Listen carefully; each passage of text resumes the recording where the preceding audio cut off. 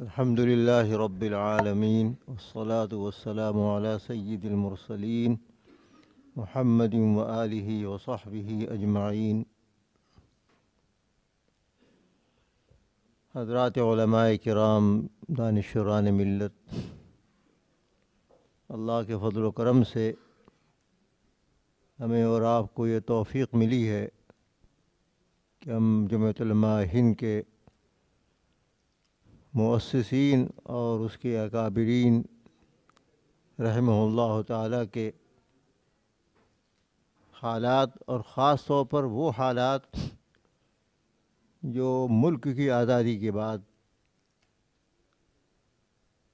یہاں پیش آئے، اور ان حضرات نے ان حالات کو کس طریقے پر انگیز کیا، کیا رہنمائی کی، کیا عمل کیا. اس وقت کے جو حالات تھے اس کے اعتبار سے ان حضرات نے جو طریقہ اپنایا اور امت کو، پوری قوم کو اس کی طرف آنے کی دعوت دی، یہ سب ہم نے پڑھا ہے، سنا ہے اور سنتے رہیں گے. اس کو 70 سال ہو چکے ہیں. اب موجودہ حالات کے اندر بھی ہمیں اس کو دیکھنا ہوگا، اور یہ دیکھنا ہوگا کہ ہر رہنے والا یہاں، ہر مسلمان جمعیت علماء کے نظریے سے متفق نہیں ہے. یہ سوچ کر چلنا ہوگا. فرداً بھی یہ بات کہی جا سکتی ہے اور تنظیموں کے اعتبار سے بھی کہی جا سکتی ہے. آپ کی سوچ میں، جمعیت علماء کی سوچ میں، دوسروں کی سوچ میں کیا فرق ہے؟ اگر تقابلی انداز میں آپ نہیں دیکھیں گے تو جمعیت علماء کے کام کو بصیرت کے ساتھ آپ آگے نہیں بڑھا سکیں.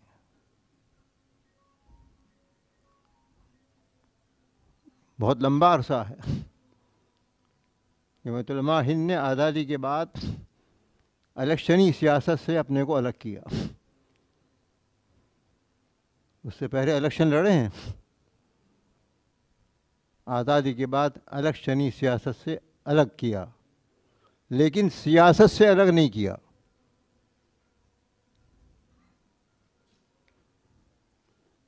بحیثیت جماعت کے اس کا کوئی جھنڈا ہو، کوئی اس کا مینیفیسٹو ہو، ایسا نہیں. اس کا کوئی باقاعدہ امیدوار ہو، ایسا نہیں. لیکن اس ملک میں صرف رعایا کے طور پر رہیں اور ہماری کوئی کسی درجے کی طاقت نہ ہو، یہ تو مر جانا ہے. اس لیے جمعیت علماء ہند نے یہ اعلان کیا کہ ہم الیکشنی سیاست سے الگ ہیں، لیکن جو سیاسی پارٹیاں ہیں اور فرقہ پرستی ان کا عنوان نہیں ہے،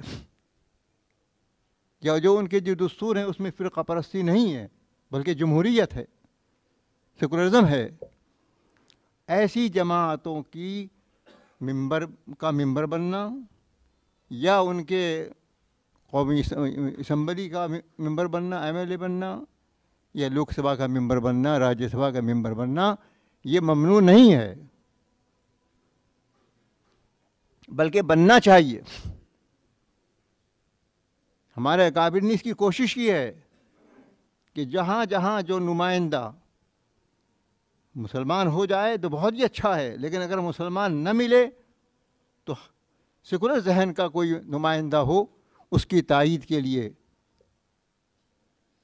وہ کام کرتے تھے.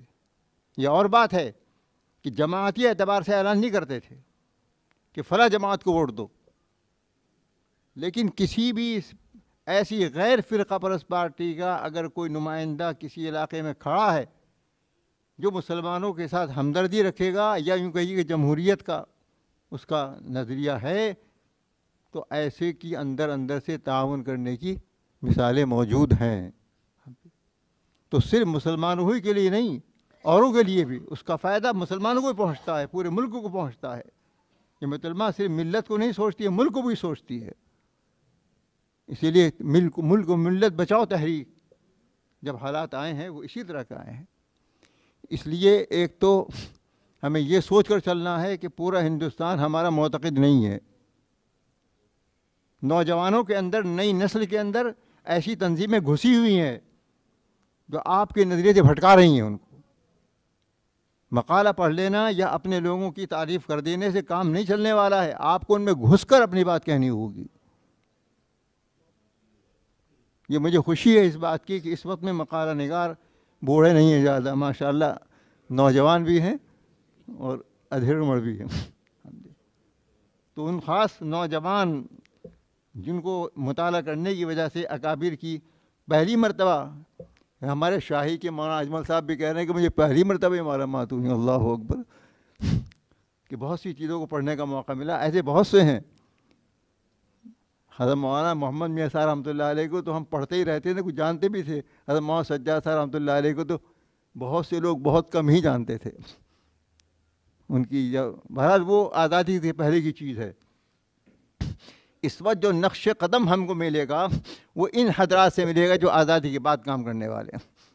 حضرت مفتی کفایت اللہ صاحب رحمۃ اللہ علیہ، محمد الرحمٰن صاحب رحمۃ اللہ علیہ، محمد صاحب رحمۃ اللہ علیہ، محمد صاحب رحمۃ اللہ علیہ. یہ ان آزادی کے بعد جن حالات کے ہم چل رہے ہیں اور اس وقت سے زیادہ خراب حالات اس وقت ہو رہے ہیں.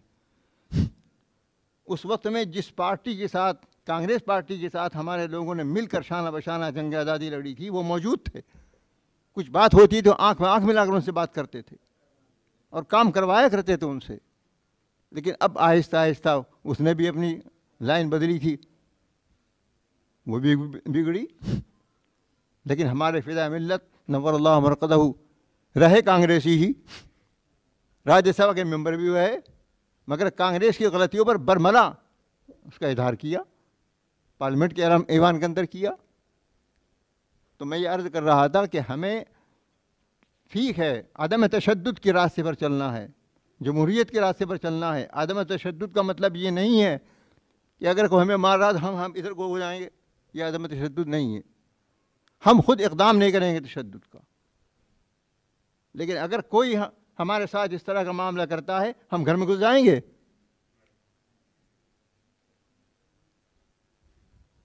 مجھے یاد ہے آزادی کے بعد جب فرقہ وارانہ فسادات ہو رہے تھے اور مسلمان انتہائی خوف کے اندر مبتلا تھے، حضرت شیخ الاسلام رحمۃ اللہ علیہ کا یہ جملہ تقریروں کے اندر پھر وہ عام بھی ہوا کہ خود کسی پر حملہ نہ کرو، لیکن اگر کوئی تمہارے پر حملہ آورو اتنا مقابلہ کرو، چھٹی کا دودھ جلا دو اس کو.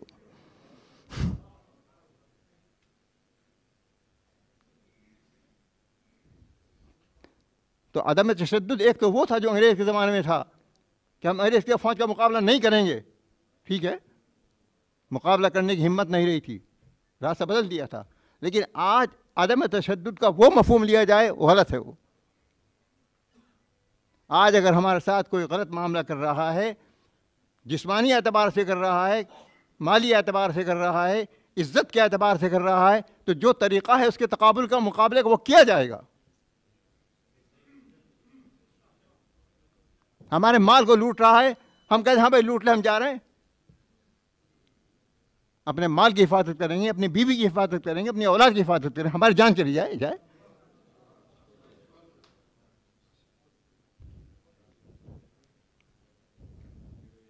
ہم جو بار بار یہ بات کہتے ہیں کہ غیر مسلم برادران وطن کا رواداری برتو، رواداری برتو، رواداری برتو، اس کا مطلب یہ نہیں ہے کہ ہم مزدل ہو کر گھر میں بیٹھ جائیں گے. لیکن ایک طبقہ ہے جو ہماری اس فکر کو غلط طریقے پر پیش کرتا ہے، میں اسی کو دور کرنا چاہتا ہوں. حالات اس طرح کے بن رہے ہیں، مسلمانوں کو مشتعل کرنے کی کوشش کی جاتی ہے، انفرادی واقعات سے بھی کی جاتی ہے، اجتماعی شکل کے اندر بھی کی جاتی ہے. ہم ان کو صبر کی، تحمل کی تلقین کر رہے ہیں. بالکل صحیح ہے، نفرت کا جواب نفرت سے نہیں دیا جائے گا. لیکن اگر کوئی ہمارے ساتھ براہ راست ہمارے ساتھ ٹکرا گیا ہے، ہم اپنے ہاتھ روک لیں گے یہ مطلب نہیں اس کا، رواداری برتیں گے، مظاہرے کی شکل کے اندر بھی ہم جواب دیں گے، میمورنڈم کی شکل میں جواب دیں گے. جو جمہوری طریقے ہیں کسی چیز کو دفاع کرنے کے، مقابلہ کرنے کے، ان کو اختیار کیا جائے گا. اس لیے جمعیت علماء اگرچہ الیکشنی سیاست نہیں لڑتی ہے، نہیں کرتی ہے، لیکن جمعیت علماء کے ممبران سیاست کرنے کے لیے آزاد ہیں. اس لیے آپ اپنے اپنے صوبوں میں جائیے، اور غیر فرقہ پرست جماعتیں، ہم نام نہیں لیں گے کسی کا، اندر سے جاؤ جو نے کیا نکلتی ہیں، لیکن بہرحال جن کی دستور کے اندر، جن کے قوانین کے اندر فرقہ واریت نہیں ہے، بس کم سے کم اس کو لے لیجئے. ایسے نمائندے کھڑے کرنے کے لیے آپ کو آگے بڑھنا ہوگا. آ رہا ہے الیکشن کے وقت، اور الیکشن ہوتا ہے ووٹ سے. ووٹ بنائیے. جو ووٹ دینے کو سمجھتے کیا ضرورت ہے، بڑے بڑے اجتماعات کے اندر یہ کہا جا رہا ہے کہ ووٹ کی کوئی ضرورت نہیں ہے، دعا کرو بیٹھ کر کام ہو جائے گا. ووٹ تیار کرو، حکمت عملی کیا ہوگی آپ کی؟ نمائندے کھڑے کرو، ان کے ووٹر بناؤ، مسلم ووٹر بھی بناؤ، غیر مسلم ووٹر بھی بناؤ، تب تو جمہوریت ہوگی. آپ اپنی بات کا اپنوں میں کہتے ہیں اور بات ختم ہو جاتی ہے. اس لیے الیکشن کا ماحول آنے والا ہے. جمعیت علماء تحریک دے چکی ہے، تجویز دے چکی ہے، عمل بھی ہو رہا ہے، لیکن پورا نہیں ہوا جیسا ہونا چاہیے تھا کہ جو ووٹر بننے کے قابل ہیں ان کو ووٹر بناؤ، اور جو بنے ہوئے ہیں اور لسٹوں سے نام غائب ہیں ان کو نام لکھواؤ. جگہ جگہ ایسا ہو رہا ہے. تو اس فکر کو آپ کو آگے بڑھانا ہے، اور اسی حال کے اندر ہمیں یہاں رہنا ہے، اسی حال کے اندر ہمیں یہاں زندگی گزارنی ہے. ہمیں کسی اور ملک میں نہیں جانا ہے. تو اس لیے جیسے ہمیں اور کام کرنے ہیں، تعلیم کے، تصنیف کے، امارت شرعیہ کے، وغیرہ وغیرہ سارے کام کرنے ہیں، اس وقت میں ہمیں سیاسی قوت جس درجے میں بھی جس طرح حاصل ہو سکتی ہے، اس کی ایک شکل تو وہ ہے کہ بھئی ہم الگ پارٹی بنا کے بیٹھ جائیں مسلمانوں کی. وہ تو یہاں ناقابل عمل ہے. لیکن مسلمان اگر کوئی آدمی غیر مسلموں کو شامل کر کے کوئی پارٹی بناتا ہے، اس کو مسلم پارٹی کہا جائے گا یا جمہوری پارٹی کہا جائے گا، سیکولر پارٹی کہا جائے گا؟ مسلمان کے لیے کوئی پارٹی بنانا ناجائز تو نہیں ہے. صرف مسلمان ہی اس کے ممبر ہوں، مسلمان ہی اس کے ممبر، یعنی اسمبلی کے ممبر ہوں یا لوک سبھا کے ممبر ہوں، تب تو آپ اس کو ایک فرقہ واری پارٹی کہیں گے. لیکن اگر کوئی مسلمان قائد بن کر کوئی پارٹی بناتا ہے، غیر مسلموں کو شریک کرتا ہے، وہ تو سیکولر پارٹی کہلائے گی. جب غیر مسلم کسی پارٹی کا ذمہ دار ہو سکتا ہے، وہ قائد ہو سکتا ہے، وہ سیکولر ہو سکتا ہے، تو مسلمان قائد ہو کر وہ سیکولر کیوں نہیں بنے گا؟ اور یہ فکر تجربات کی روشنی میں جہاں تک سمجھتا ہوں، فدائے ملت حضرت مولانا سید احمد مدنی کانگریسی ہوتے ہوئے جب انہوں نے یہ دیکھا کہ کانگریس میں رہتے ہوئے بھی ہمارے ملت کے ساتھ یہ معاملہ ہو رہا ہے، تو ان کا ذہن بننے لگا تھا اس بات کی جانب کہ الگ پارٹی مسلمانوں کی ہونی چاہیے، اس انداز کی، جہاں تک میں سمجھتا ہوں. اور ادت راج وغیرہ دلتوں کے ساتھ حضرت جڑنا شروع ہو گئے تھے، ان کے ساتھ کھان پان کا عمل ہوا کرتا تھا. تو اس طرح سے اگر ہم کوئی شکل بنا سکتے ہیں، میں اس وقت فوری طور سے نہیں کہتا ہوں، بہت مشکل ہے وہ کام، حضرت کے لیے بھی اس میں بڑی رکاوٹیں آ گئیں، حضرت نے اس کو پھر چھوڑ دیا. تو میرے عرض کرنے کا منشا یہ ہے کہ ہم یہاں رہتے ہوئے جو صورتحال ہم نے اپنا لی ہے، یہاں ایک رسالہ ہے حضرت مولانا محمد میاں صاحب رحمۃ اللہ علیہ کا، کتابچہ چھپا ہوا ہے، لیکن شاید یہاں تھانے میں مجھے فوٹو کاپی کرا کر دیجیے. اس میں حضرت نے آزادی کے فوراً بعد جو صورتحال پیدا ہوئی تھی، بہت سے لوگوں نے یہ کہنا شروع کر دیا تھا کہ یہاں سے ہجرت فرض ہو گئی، جاؤ یہاں سے. حضرت نے اس کو دور کیا ہے. اور دوسری بات یہ کہ ہماری اور ہمارے وطن کی حیثیت اور ترک وطن کا شرعی حکم، یہ اس کا عنوان ہے. مولانا کی تصنیفات کے اندر بہت سی کا تذکرہ آیا ہے. اس کا بھی شاید کہیں ضمناً آ گیا ہے، لیکن اس پر باقاعدہ مقالہ ہونا چاہیے تھا.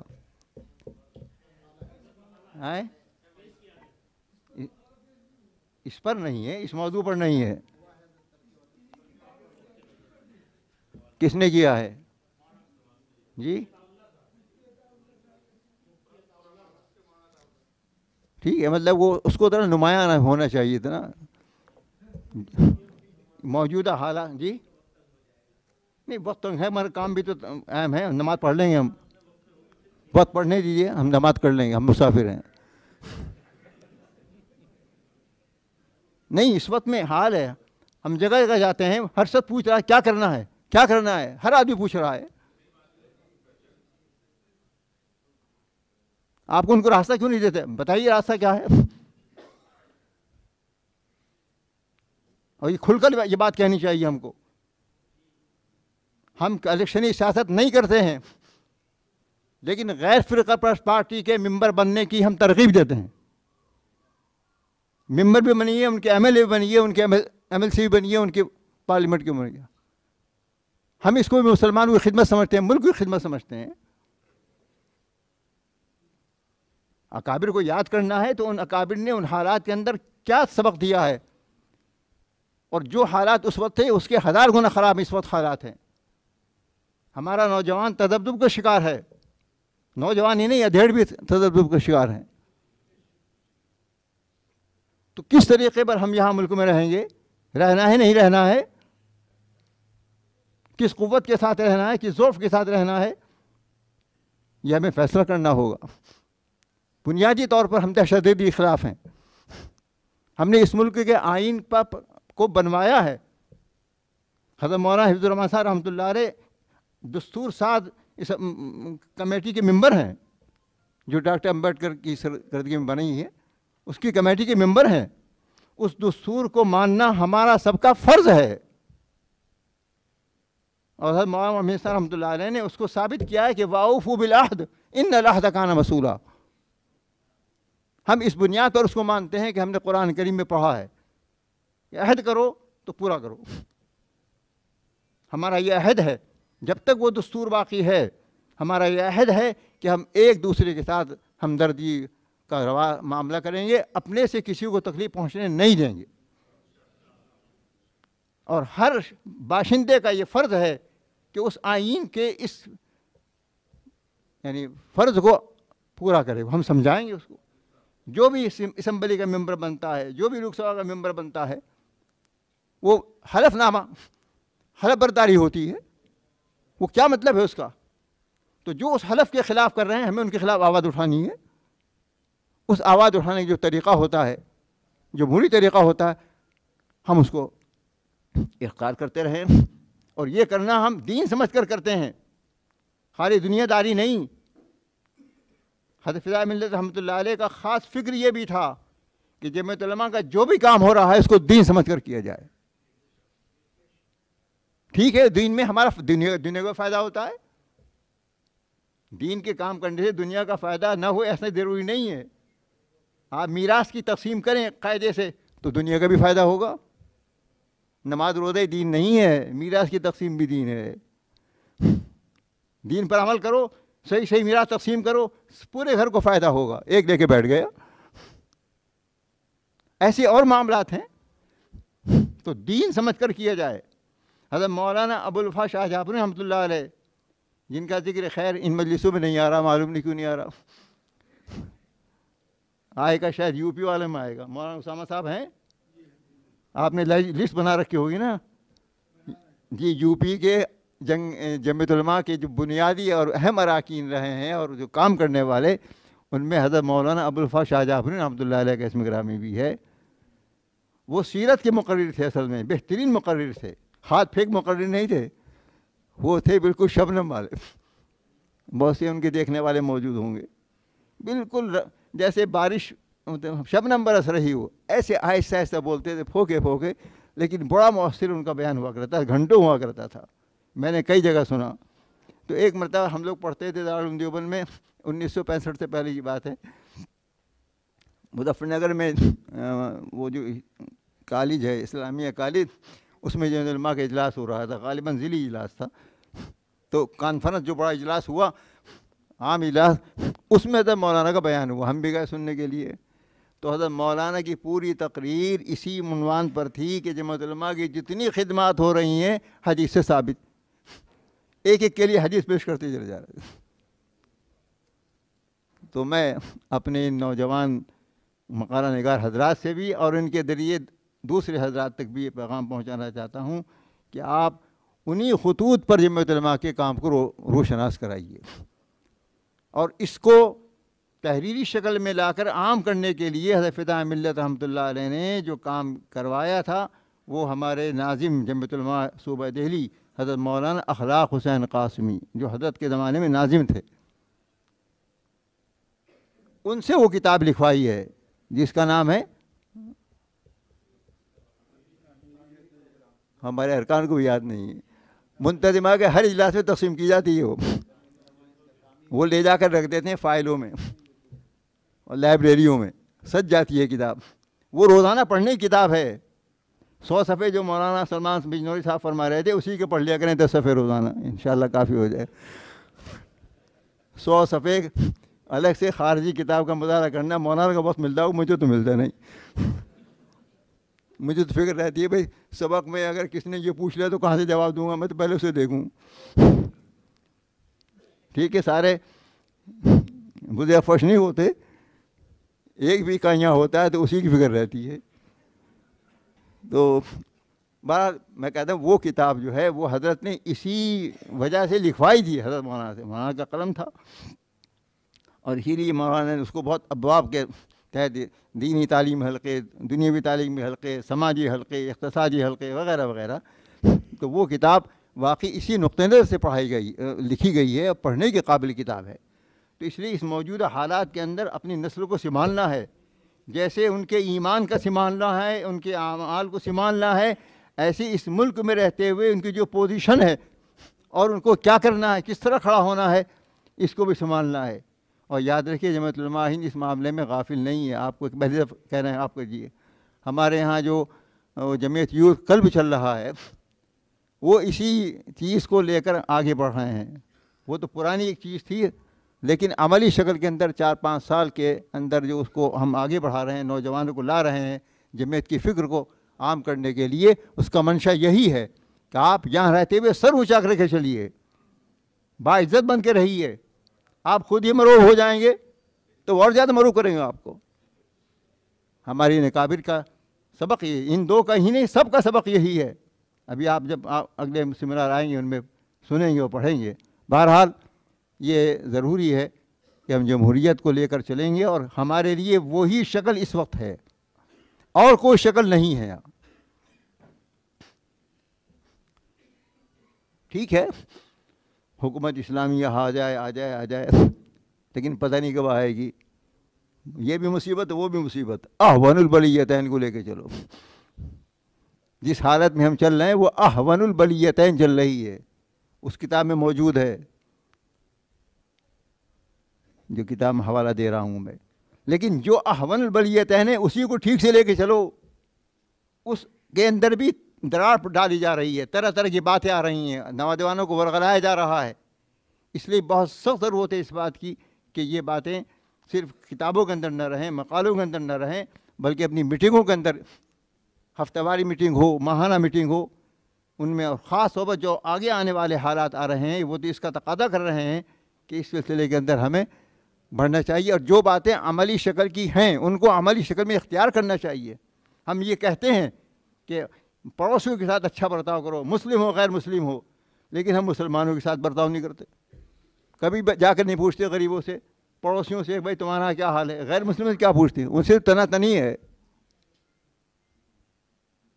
ایک ایسا نظام بنا کر مہینے بھر کے اندر کم سے کم ہم یہ طے کریں فلاں بستی کے اندر 10 مسلمان جائیں گے، وہاں کے 10 نمائندوں سے ملیں گے، بات چیت کریں گے.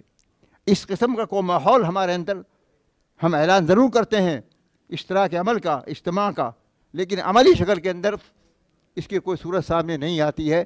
ان حضرات کی فکر یہ تھی، اس طریقے پر ہمیں آگے بڑھ کر کام کرنا ہوگا. اس وقت میں جتنی ضرورت تھی اس سے 1000 گنا زیادہ ضرورت اب ہے. اسی طریقے سے ہم عدم تشدد کے ساتھ اور بغیر کسی اشتعال انگیزی کے ہم اپنے کام کو آگے بڑھا سکتے ہیں. جو مطلمہ اسی فکر کو لے کر آگے بڑھنا چاہتی ہے. اللہ تعالیٰ مجھے بھی اور آپ کو بھی ان حضرات کے نقش قدم پر چلنے کی توفیق عطا فرمائے. وآخر دعوانا الحمد للہ رب العالمین. اللهم صل على سيدنا ومولانا محمد وآله وصحبه وبارك وسلم. اللهم وفقنا لما تحب وترضى. اللهم وفقنا لما تحب وترضى واجعل آخرتنا خيرا من الأولى. اللهم أحسن عاقبتنا في الأمور كلها وأجرنا من خزي الدنيا وعذاب الآخرة. يا حي يا قيوم برحمتك نستغيث. يا حي يا قيوم برحمتك نستغيث. لا تكلنا إلى أنفسنا طرفة عين وأصلح لنا شأننا كله. اللهم اقسم لنا من خشيتك ما تحول به بيننا وبين معاصيك، ومن طاعتك ما تبلغنا به جنتك، ومن اليقين ما تهون به علينا مصائب الدنيا، ومتعنا بأسماعنا وأبصارنا وقواتنا ما أحيتنا، واجعله الوارث منا، واجعل ثأرنا على من ظلمنا، واجعل ثأرنا على من ظلمنا، واجعل ثأرنا على من ظلمنا، وانصرنا على من عادانا. اللهم لا تجعل الدنيا أكبر همنا ولا مبلغ علمنا. اللهم لا تسلط علينا بذنوبك من لا يخافك فينا ولا يرحمنا. رب اغفر وارحم وأنت خير الراحمين.